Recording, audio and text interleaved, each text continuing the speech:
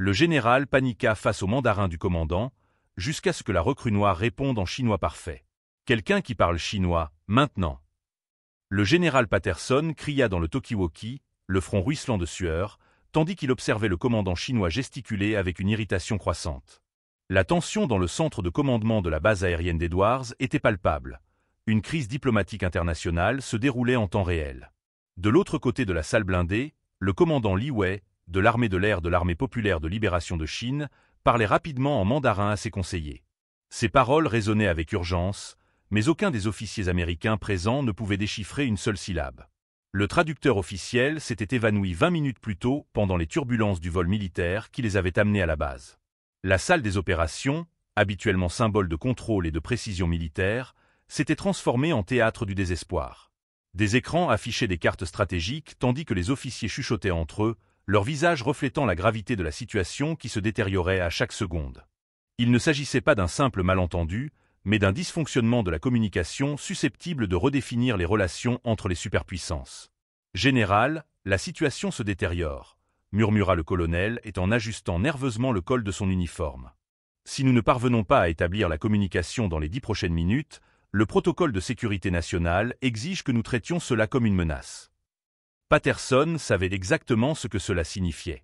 40 ans de carrière militaire, des dizaines de missions internationales, des décorations obtenues lors de 3 guerres différentes, et maintenant, sa réputation, ainsi qu'un traité de coopération aérospatiale de 2 milliards de dollars, dépendaient de la possibilité de trouver quelqu'un qui parle chinois dans une base située au milieu du désert californien. Le commandant Li gesticulait maintenant avec plus d'intensité, sa patience étant clairement à bout. Ses 6 conseillers militaires échangeaient des regards inquiets, certains vérifiant déjà discrètement leurs appareils mobiles. Leur langage corporel ne mentait pas, ils envisageaient de partir. Dans un coin de la pièce, un jeune soldat noir nettoyait du matériel électronique avec des gestes précis et silencieux. Son uniforme simple de recrue le rendait pratiquement invisible parmi les officiers de haut rang. Tout en passant un chiffon sur les écrans, ses yeux captaient chaque nuance de la conversation en mandarin qui se déroulait à quelques mètres de là. « Je m'appelle Michael Thompson, et pendant 3 ans sur cette base, personne ne m'a jamais interrogé sur les diplômes rangés dans une boîte sous mon lit dans le dortoir. Master en études chinoises de l'université de Stanford, 2 ans d'échange à Pékin, maîtrise parfaite du mandarin et du cantonais. Tout cela caché derrière un uniforme qui me réduisait à des mains qui nettoyaient et à des yeux qui ne voyaient pas. Ironie cruelle. Alors que les officiers paniquaient parce qu'ils ne parvenaient pas à communiquer, la personne la plus qualifiée de la pièce était traitée comme un meuble. Michael avait observé cette dynamique à maintes reprises. Des réunions stratégiques où sa présence était tolérée uniquement parce que quelqu'un devait faire fonctionner le matériel. Le commandant Li éleva le ton, clairement frustré. Michael comprit chaque mot. L'officier chinois se demandait si les Américains sabotaient délibérément les négociations du traité de coopération aérospatiale en ne fournissant pas de traducteur adéquat. En 15 minutes, Li menaçait de mettre fin aux discussions et de retourner en Chine, emportant avec lui un accord bilatéral qui avait pris 2 ans à négocier. La tension atteignit un nouveau sommet lorsque Li s'adressa directement au général Patterson, parlant en mandarin d'un ton qui n'avait pas besoin d'être traduit pour être compris comme un ultimatum.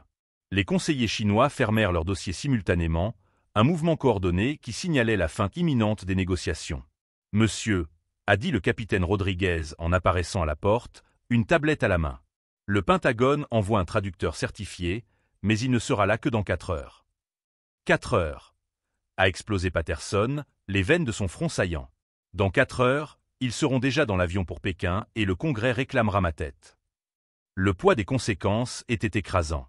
Il ne s'agissait pas seulement d'un accord commercial, mais d'un traité de coopération militaire qui incluait la technologie satellitaire, le partage de renseignements et l'accès à des bases stratégiques dans le Pacifique.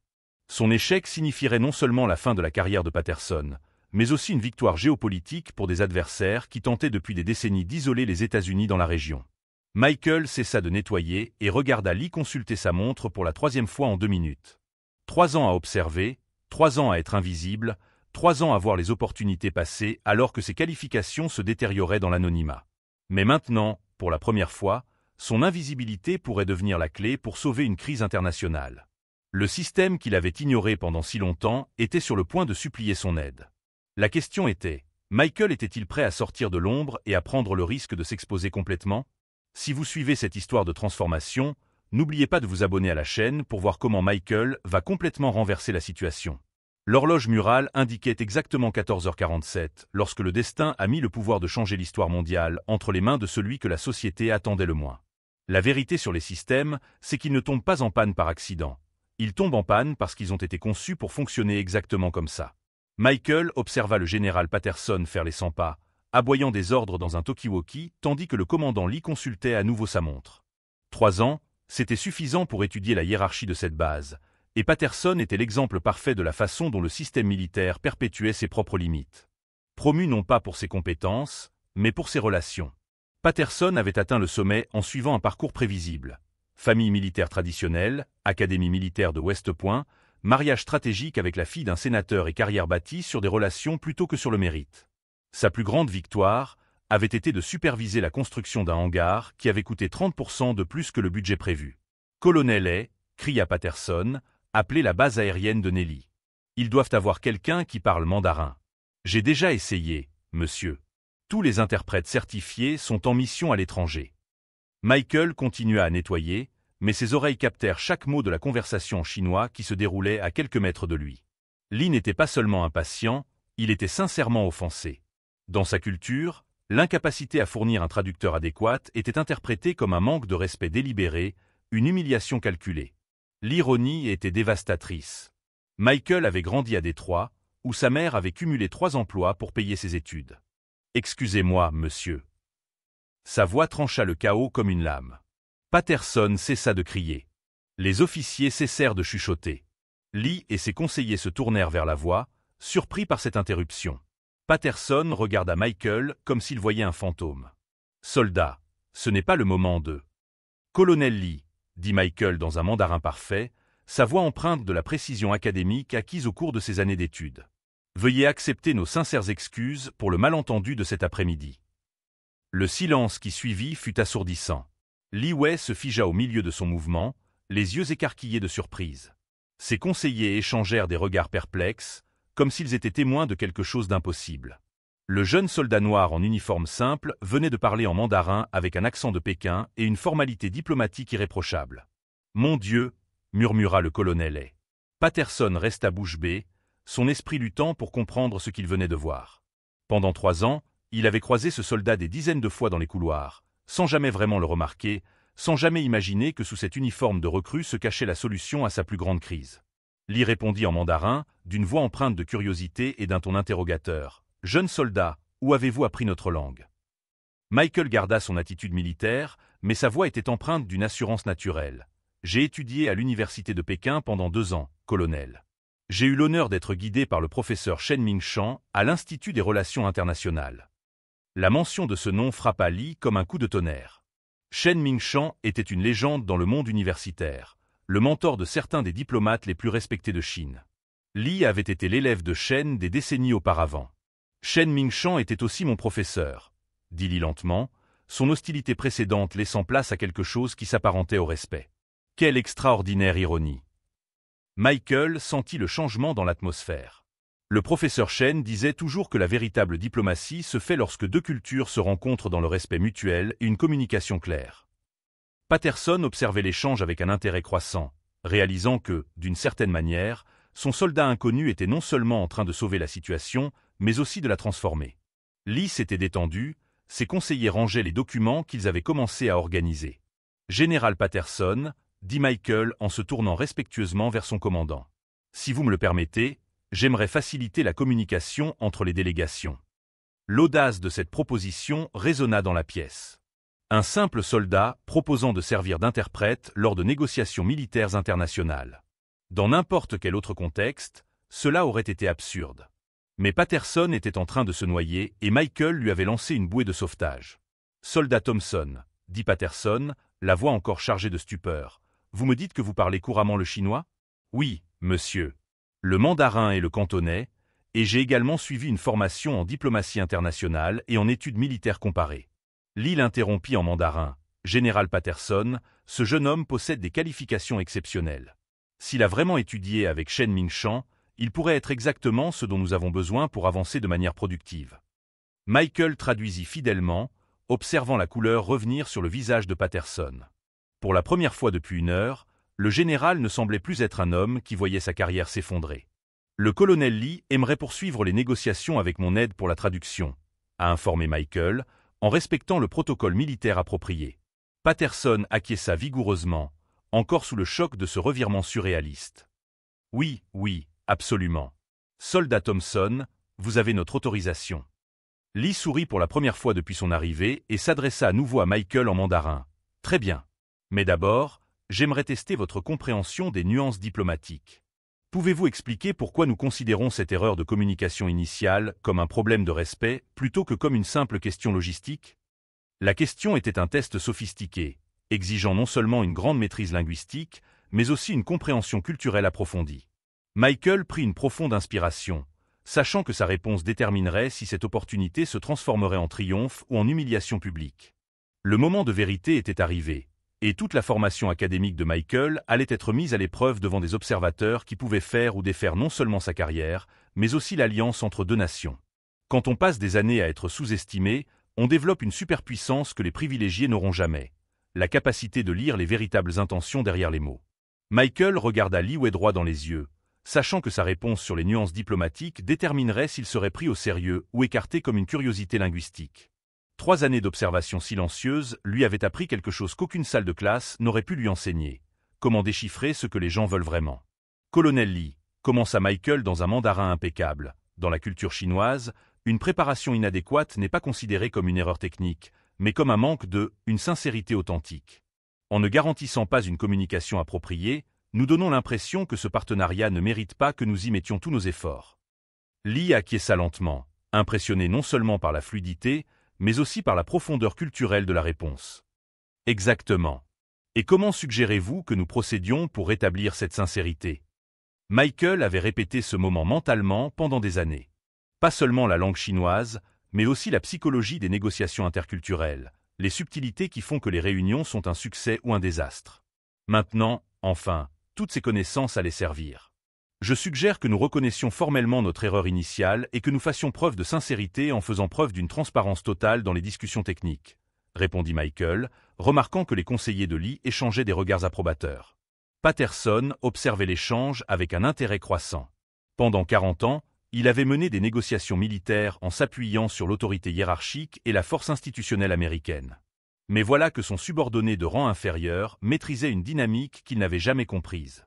Lee s'adressa à Patterson par l'intermédiaire de Michael. « Votre soldat fait preuve d'une meilleure compréhension de l'étiquette diplomatique que beaucoup d'ambassadeurs avec lesquels j'ai travaillé. Cela change considérablement ma perspective sur les intentions américaines. » Tout en traduisant, Michael remarqua quelque chose de crucial. Lee ne testait pas seulement ses compétences linguistiques. Le commandant chinois évaluait si les Américains disposaient de personnes capables de vraiment comprendre la mentalité chinoise, et pas seulement de traduire des mots. « Général Patterson, » dit Michael respectueusement, le colonel Lee se dit prêt à reprendre les négociations sur une nouvelle base de respect mutuel. Il est impressionné par notre flexibilité organisationnelle. La dernière phrase était une traduction diplomatique. Lee avait dit quelque chose qui se rapprochait davantage de surprenante capacité d'improvisation, mais Michael connaissait suffisamment Patterson pour savoir que le général préférerait une version qui préserve son ego. Après avoir observé des réunions militaires pendant 3 ans, Michael avait développé une compréhension unique de la psychologie du pouvoir. Il savait que Patterson avait besoin de se sentir en contrôle, que Lee appréciait une hiérarchie respectueuse et que les deux parties avaient des points d'orgueil qui ne pouvaient être blessés publiquement. « Soldat Thompson, » dit Patterson, la voix chargée d'une autorité renouvelée, « je veux que vous coordonniez la communication pour le reste de cette réunion. Nous avons un traité à finaliser. » Lee sourit, appréciant cette décision. « Général Patterson, avec ce changement, je pense que nous pouvons vraiment avancer aujourd'hui. » Michael sentit le poids de la responsabilité, mais aussi quelque chose qu'il n'avait pas ressenti depuis des années, un véritable objectif. Son esprit se mit à travailler stratégiquement, calculant non seulement les traductions, mais aussi la manière de naviguer entre les sensibilités culturelles des deux camps. La véritable préparation ne se faisait pas dans les documents ou les traductions. Elle se faisait dans l'esprit de Michael, où des années de connaissances théoriques trouvaient enfin une application pratique. Il connaissait les préoccupations chinoises concernant la technologie militaire américaine, les inquiétudes américaines concernant l'expansion chinoise dans le Pacifique, et plus important encore, comment présenter chaque question de manière à ce que les deux parties se sentent respectées. Lee fit une remarque apparemment anodine en mandarin. « Ce jeune soldat me rappelle que parfois, les Américains nous surprennent agréablement. » Michael traduisit fidèlement, mais comprit la signification plus profonde. Lee laissait entendre qu'il voyait cette situation comme une occasion de tester réellement si les Américains pouvaient être des partenaires fiables sur des questions complexes. Si vous suivez comment une personne invisible peut complètement changer le cours d'une négociation internationale, n'oubliez pas de vous inscrire pour découvrir l'issue de cette transformation épique. Patterson rangea les documents du traité sur la table, sa confiance retrouvée. Très bien, recommençons. Soldat Thompson, expliquez au colonel Lee que nous sommes prêts à discuter de tous les aspects de l'accord de coopération. Michael prit une profonde inspiration, sachant que les prochaines minutes détermineraient non seulement le succès des négociations, mais aussi si sa vie aurait enfin le sens qu'il avait toujours su qu'elle pouvait avoir. Lee observa Michael avec un intérêt renouvelé, comme s'il voyait non seulement un traducteur, mais un véritable facilitateur culturel. L'atmosphère dans la pièce avait complètement changé, passant de la crise à l'opportunité. Le moment décisif approchait, et Michael disposait de tous les outils nécessaires pour orchestrer une victoire que personne dans la salle n'aurait pu prévoir. La vengeance la plus dévastatrice n'est pas de détruire ses ennemis. C'est de leur prouver qu'ils ont gâché quelque chose d'extraordinaire qui se trouvait juste devant eux. Michael s'est placé entre les deux délégations, mais pas en tant que simple traducteur. Son attitude avait changé, les épaules droites, la voix ferme, le regard qui commandait désormais l'attention au lieu de la fuir. 3 années d'invisibilité étaient sur le point de se transformer en la performance de sa vie. Colonel Lee, commença Michael en mandarin, avant de passer aux clauses techniques, permettez-moi d'aborder vos préoccupations concernant le partage technologique dans le contexte de la doctrine militaire chinoise de défense active. Lee cessa de classer ses documents. Ses conseillers levèrent les yeux simultanément. Michael n'avait pas seulement utilisé une terminologie militaire spécialisée, il avait cité des concepts stratégiques que peu d'Occidentaux comprenaient vraiment.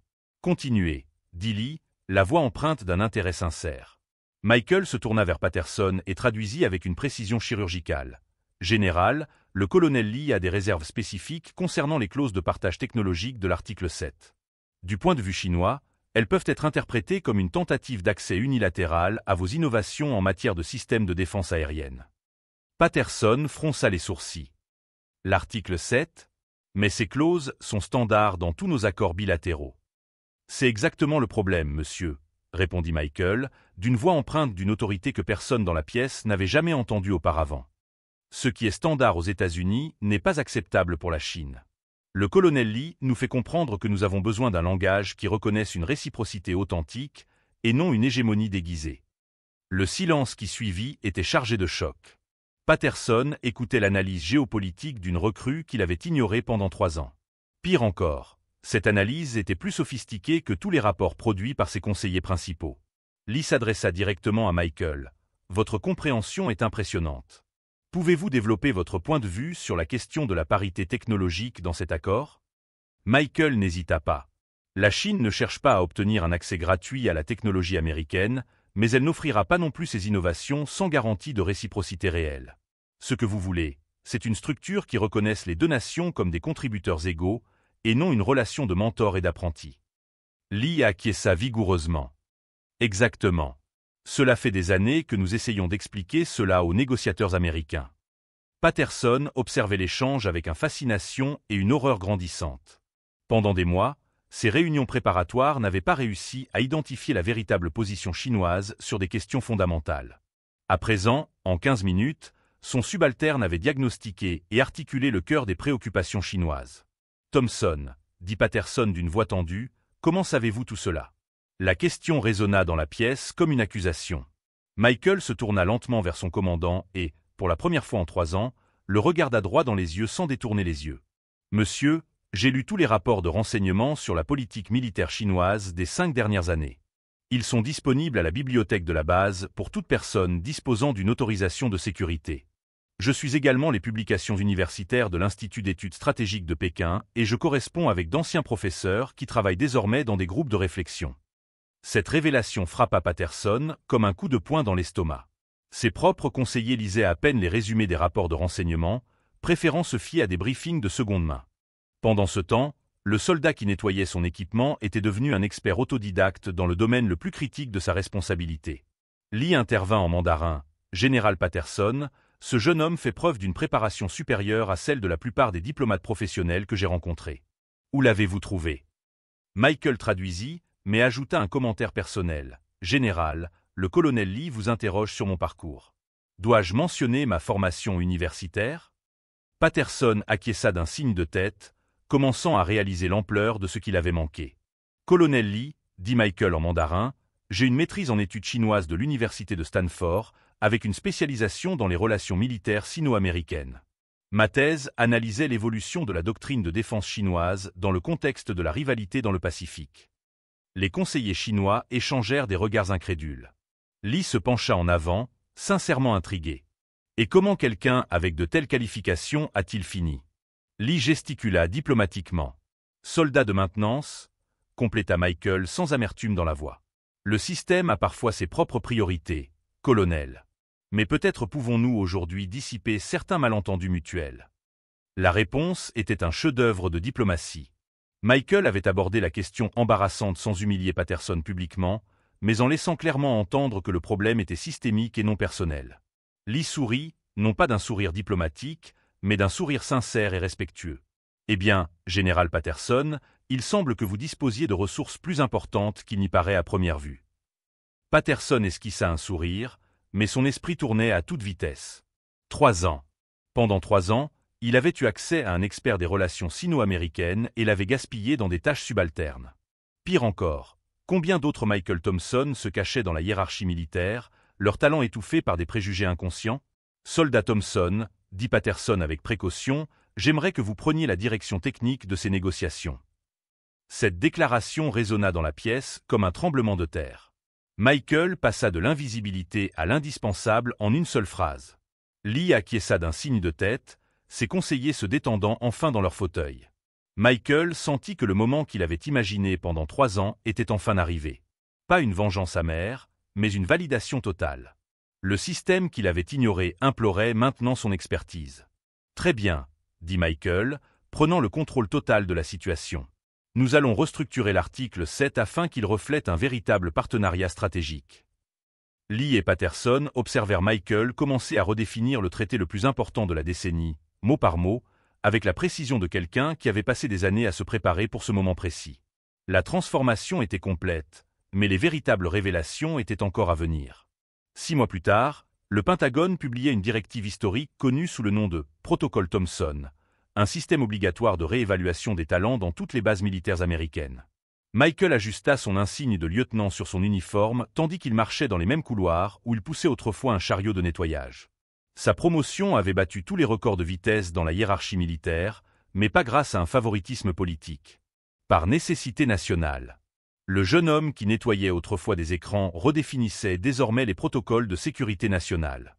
La transformation physique des lieux était presque cinématographique.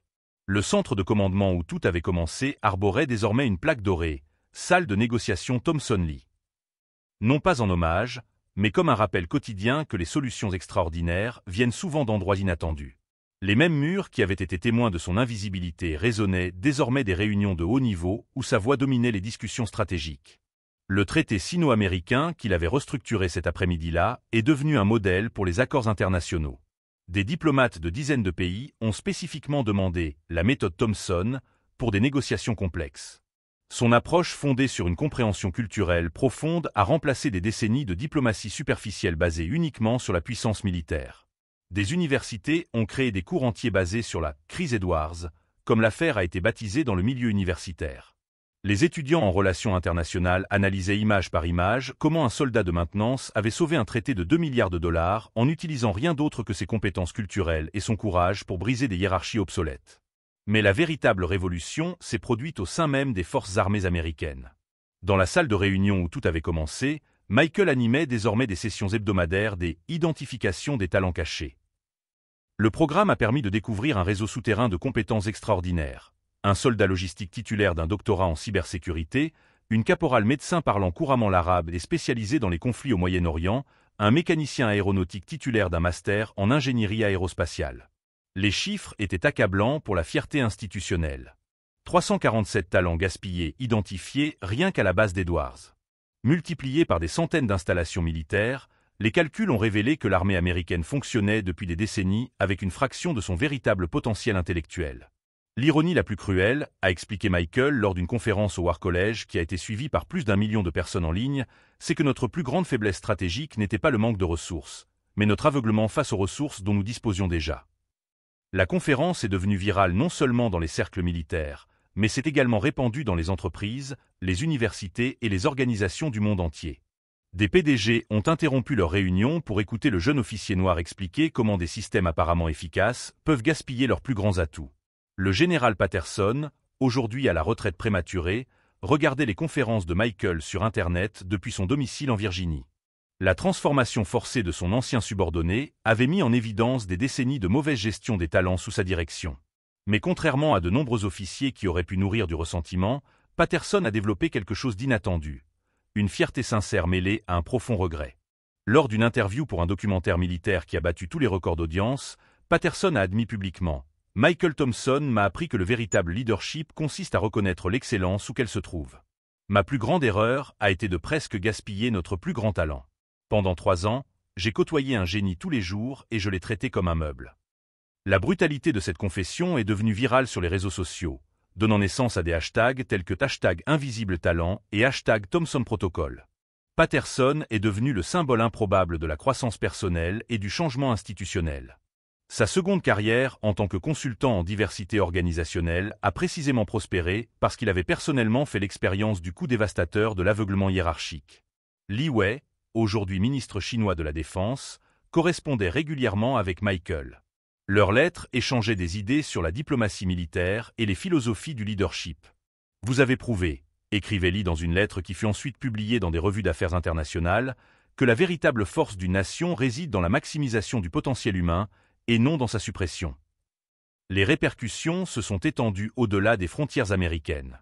Le gouvernement chinois a mis en place son propre programme Thompson, qui consistait à évaluer systématiquement les soldats de rang inférieur dont les compétences étaient sous-utilisées. D'autres pays ont suivi l'exemple, créant un mouvement mondial de démocratisation des talents dans les forces armées.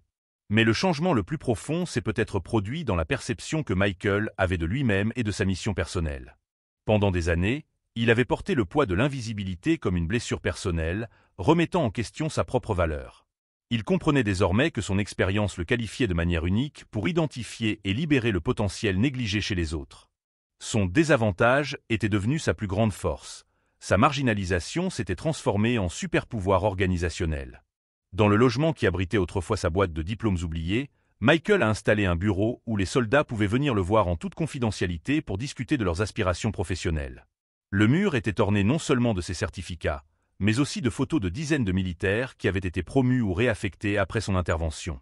Chaque photo racontait une histoire de potentiel retrouvé. La file d'attente pour consulter Michael s'étendait souvent dans le couloir. Des soldats venaient d'autres bases pour le rencontrer. Son agenda était complet des mois à l'avance, non pas en raison de son autorité hiérarchique, mais grâce à des résultats mesurables. Son taux d'identification des talents cachés était de 97%. Chaque personne invisible, disait souvent Michael lors de ses conférences qui faisaient salle comble, porte en elle la solution à des problèmes dont nous n'avons même pas conscience. Le coût de les ignorer n'est pas seulement individuel, il est systémique, national, civilisationnel. Cette déclaration est devenue un mantra non seulement militaire, mais aussi corporatif. Des entreprises du Fortune 500 ont engagé des consultants spécialisés dans la méthodologie Thompson pour découvrir les talents inexploités au sein de leurs propres organisations. La Harvard Business School a créé une chaire dédiée à l'étude des hiérarchies aveugles, basée sur son histoire. Lors d'une cérémonie au Pentagone retransmise en direct devant des millions de téléspectateurs, Michael a reçu la médaille du service distingué, non pas pour son acte héroïque d'un jour, mais pour la transformation systémique que son courage avait déclenchée. Son discours d'acceptation a été suivi par plus de personnes que de nombreux événements sportifs majeurs. « Cette médaille ne célèbre pas mes compétences », a déclaré Michael, sa voix résonnant à travers les haut-parleurs des bases militaires du monde entier. Elle célèbre le courage de briser le silence quand on sait qu'on peut apporter davantage. Elle célèbre les superviseurs prêts à admettre leurs erreurs et les systèmes suffisamment flexibles pour évoluer. Il a marqué une pause, regardant directement les caméras. Mais surtout, elle célèbre chaque personne qui a refusé d'accepter que son invisibilité définisse sa valeur. Le silence dans l'auditoire était total, chargé d'émotions. De nombreux officiels avaient les larmes aux yeux, reconnaissant combien de Michael Thompson ils avaient eux-mêmes ignoré. Quelque part, en ce moment même, il y a une personne qui est sous-estimée. Quelqu'un dont le potentiel est gaspillé à cause de préjugés inconscients ou de hiérarchies rigides. À cette personne, mon message est simple. Votre invisibilité ne définit pas votre valeur. Votre patience a des limites. Et quand le moment sera venu, vous le saurez. L'ovation dura 7 minutes, mais son impact allait durer des générations. 3 ans après cet après-midi qui a changé sa vie, Michael a marché dans les mêmes couloirs de la base Edwards, mais cette fois en tant que colonel Thompson, le plus jeune officier noir à avoir atteint ce grade dans l'histoire de l'armée de l'air. Les soldats le saluaient avec un respect sincère, non pas pour son autorité hiérarchique, mais pour ce qu'il représentait, la preuve vivante que la reconnaissance du mérite transforme non seulement des vies individuelles, mais aussi des systèmes entiers. Son histoire était devenue une légende militaire, racontée dans les académies du monde entier. Mais pour Michael, la véritable mesure du succès ne résidait pas dans les promotions ou les distinctions. Elle se trouvait dans les visages des soldats qui occupaient désormais des postes à la hauteur de leur talent, dans les carrières sauvées, dans les contributions qui étaient auparavant gaspillées. La base Edwards installait une statue dans le hall principal. Non pas celle de Michael, mais celle d'un personnage anonyme poussant un chariot de nettoyage et regardant vers l'horizon. La plaque disait simplement « À tous ceux qui changent le monde dans l'ombre ». Michael avait insisté pour que le personnage reste anonyme, car sa leçon transcendait toute personne en particulier. La véritable victoire n'a pas été de sauver un traité ou d'obtenir des promotions. Elle a été de prouver que lorsque les sociétés cessent de gaspiller les talents, tout le monde en ressort plus fort. Elle a été de démontrer que les systèmes qui excluent ne nuisent pas seulement aux individus, mais aussi à eux-mêmes. Aujourd'hui, dans les couloirs des entreprises et les installations militaires du monde entier, une nouvelle prise de conscience s'est imposée. La personne que vous ignorez est peut-être exactement celle dont vous avez besoin. Le système qui exclut est peut-être en train d'éliminer sa propre solution.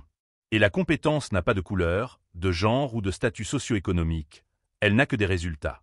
Et quelque part, en ce moment même, une autre personne invisible se prépare à transformer sa patience en pouvoir, son exclusion en excellence, son invisibilité en impact historique. Si cette histoire de transformation vous a touché, abonnez-vous dès maintenant à notre chaîne, car chaque semaine, nous vous proposons des récits réels qui prouvent que le changement n'est pas seulement possible, il est inévitable lorsque le courage rencontre l'opportunité.